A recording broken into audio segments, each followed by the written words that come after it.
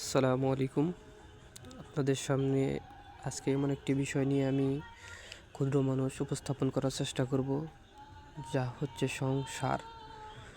যেমন আমরা একটা গাছ বা বৃক্ষ যাই কিছু চাষাবাদ করি না কেন, আগে যদি তা ভালোভাবে রোপণ করার পরে যত্ন পানি সব কিছু দেওয়ার পরে যদি খাদ্য পাতা সব কিছু ঠিকঠাক মতো পাওয়ার পরে আমরা যারা সার বা জৈব কিছু একটা ব্যবহার করি, ঠিক সেরকমই একটা সংসার আগে যুক্ত হয়। বলতে ঠিক সেরকমই সংসার বলতে আগে ভালোবাসা, মায়া মহাব্বত সৃষ্টির পরে সার, মানে আমরা যাকে বাচ্চা বা কোনো একটা কিছুকে বলা হয় সার, তার পরে যে আঁকড়ে ধরা হয়, তাহলে যে জিনিসটা ভালো এবং দুজনের পরামর্শ সাপেক্ষে যদি হয় সেই জিনিসটা ভালো হয়। আরেকটা জিনিস, আপনার যদি ছেলে হন তাহলে আপনার স্ত্রী বা আপনার যার সঙ্গে আপনি মানে যে বন্ধনে আবদ্ধ আছেন সেটা কীরকম ম্যাটার করে, তা আগে চিন্তা করবেন যে দুজনের মধ্যে পারস্পরিক সম্পর্ক ভালো আছে কিনা।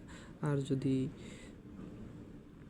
ছেলে হন, আপনার স্ত্রী বা তার যে পারস্পরিক বন্ধু বা যে সম্পর্কই থাকুক না কেন, দুজনের আন্ডারস্ট্যান্ডিং এবং ভালো বোঝাপড়া সব কিছু ঠিকঠাক আছে কিনা, তারপরে আপনি গ্রোথ করবেন। একটি কথা জিনিস মনে রাখবেন যে আপনার ভালোবাসা হোক আর যে কোনো জিনিস হোক, যে কষ্ট করে বা স্ট্রাগল করে যে জিনিসটা পেয়েছে তার কাছে ওই জিনিসটার মূল্য ততটুকু, আর যে যেরকমভাবে সহজে পেয়ে গেছে তার কাছে মূল্য সেরকম না। তাই আমি একটা জিনিস আপনাদেরকে বোঝানোর জন্য বলবো, সময় থাকতে গুরুত্ব দিয়ে এবং যত্ন করে আঁকড়ে ধরুন। অন্যর জিত তার সঙ্গে না ঢেলে ভালোবাসায় বন্ধনে আবদ্ধ।